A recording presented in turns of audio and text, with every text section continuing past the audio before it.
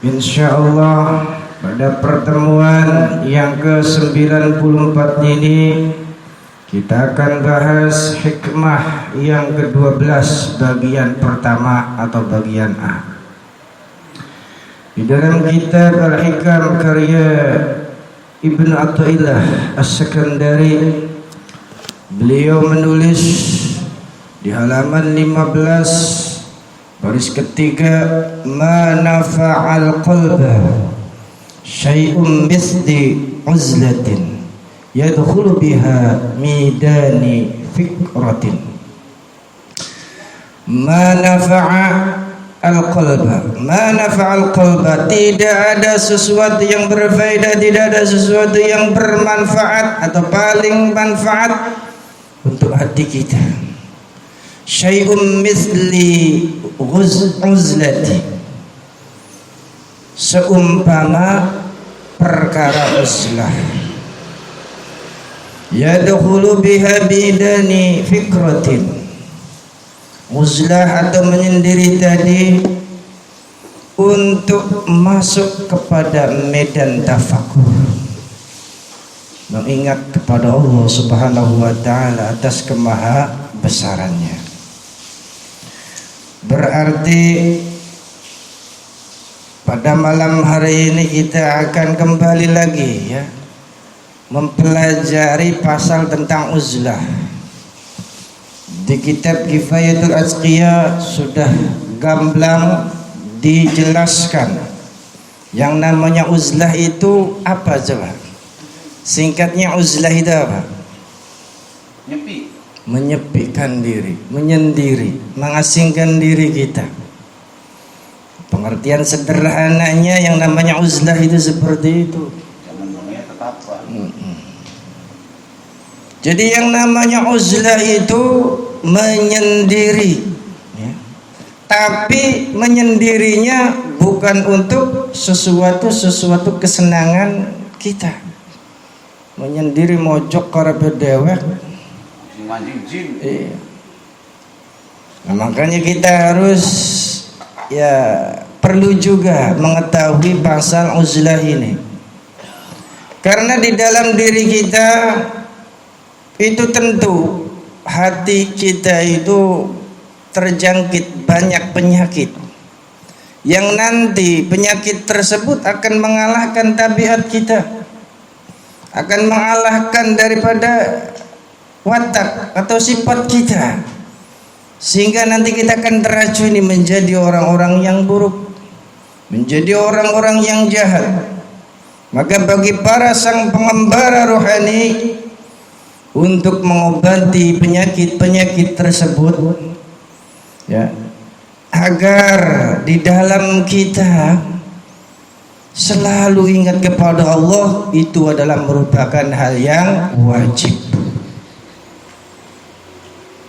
Kalau seandainya itu adalah hal yang wajib, apakah ada jurus yang paling sakti untuk kita andalkan?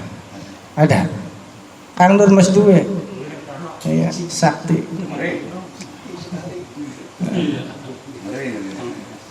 Jadi tiada jurus yang paling sakti untuk menjaga atau memelihara daripada hati kita, daripada batin kita. Ya.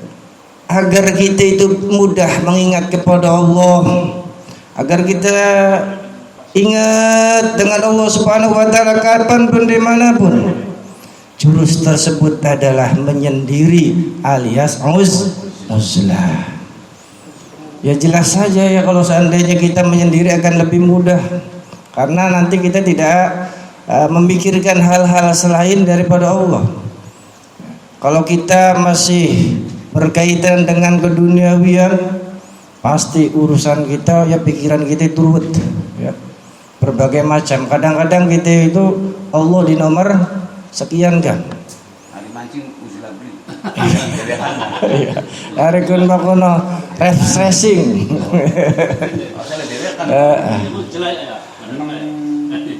Maka niati anggo apa? Tadabbur, tafakur, supaya apa? Mancingnya anak manfaatnya, mengingat kebesaran Allah.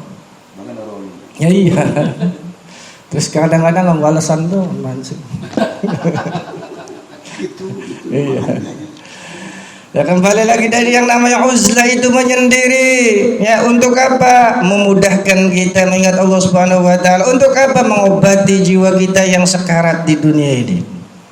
Dan dengan uzlah berarti kita di situ menghindari ya hubungan sosial, tapi yang tidak baik. Makanya ada di situ dalam hadis ya tertulis ketika di dunia ini sudah banyak sekali kejahatan-kejahatan, dosa-dosa tampak ya dengan begitu sengaja dimanapun itu kita berada pasti ada dosa, pasti ada kemaksiatan, maka kita wajib uzlah.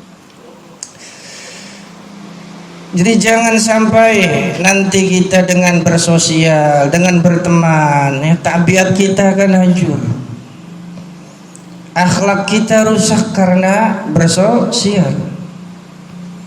Rusaklah iman kita, rusaklah daripada batin kita atau hati kita karena berhubungan. Kemudian juga dengan kita berhubungan sosial tadi, kita lebih mudah terkena jenis-jenis daripada dosa ataupun kejelekan dan kejelekan. Cuma kan pertanyaannya, kita di sini bukan orang-orang yang tidak uzlah ya. Jadi bagaimana kalau kita tidak uzlah?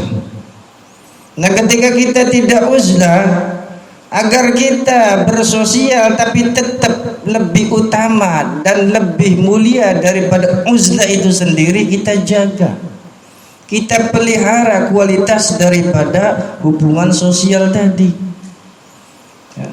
Ibarat kata kalau seandainya uzlah itu menang ya karena mengingat Allah biasa, karena apa? Enggak ada musuhnya, enggak ada lawan. Tapi kalau seandainya kita bersosial ya, itu musuhnya berbagai macam.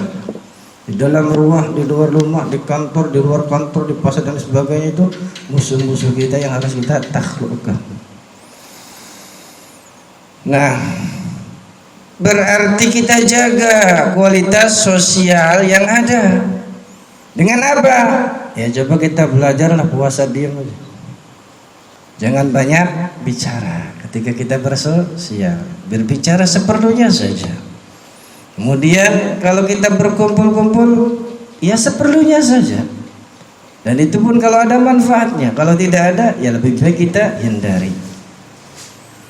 Kemudian kalau seandainya kita bersosial, utamakan dalam sosial tadi dalam rangka menyambung ukhuwah Islamiyah, menyambung tali silaturahmi seperti ini ya. Kemudian kalau seandainya ada tamu datang ke rumah kita, maka kita apa?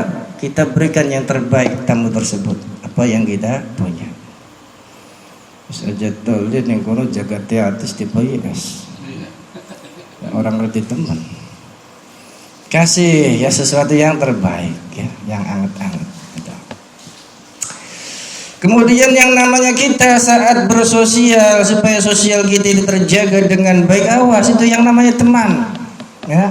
Yang namanya teman awas, karena al-magan bil makin, kita itu bisa rusak perangai kita, bisa kita itu akhlak baiknya dicuri. Karena apa?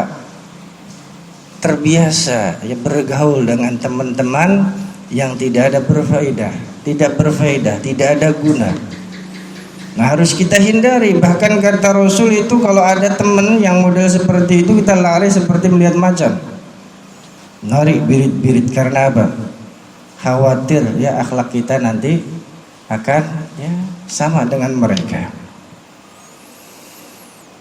Jadi perangai ataupun tabiat kita itu berarti tergantung ya, bagaimana kitanya bergaul dengan siapa. Kan pernah dulu ya sering ini ya, dai berbicara, kalau seandainya kita itu kumpul dengan orang yang biasa buat batak ya, saat ngopong batak tersebut ya udah kita terkena panasnya, terkena ya, perongnya ya. Tapi kalau kita itu berteman dengan orang-orang yang baunya wangi gitu, orang-orang yang baik, orang-orang yang soleh, maka kita akan menjadi soleh juga. Jadi kita harus apa?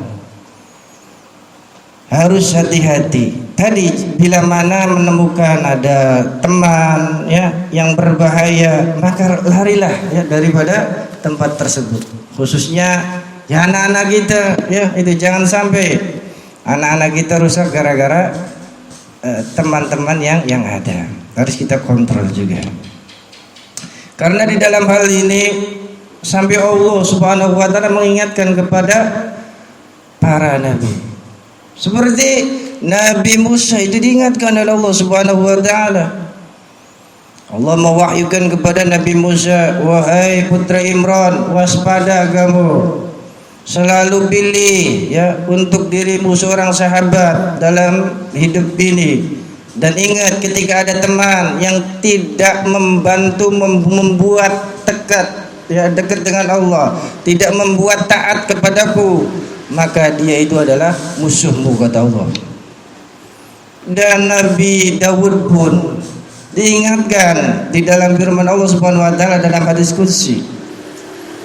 Wahai Daud, ditanya ini Daud, kenapa kau sendirian saja? Kemudian Daud menjawab, Rabb, saya sendiri ini dalam rangka untuk mendekatkan diri padamu. Makanya saya menjauh daripada makhluk. Artinya uzlah. Kemudian Allah Subhanahu wa taala berfirman, waspadalah selalu wahai Daud, pilihlah sahabat. Ingat, sahabat yang tak membantumu dalam ketaatan, ya, maka itu adalah musuh bagimu. Karena apa coba? Itu musuh bagi kita. Ya karena itu akan menjadi penyebab hati kita itu keras, hati kita itu membatu, hati kita itu beku, sehingga menjauhkan diri kita dari Allah Subhanahu wa taala.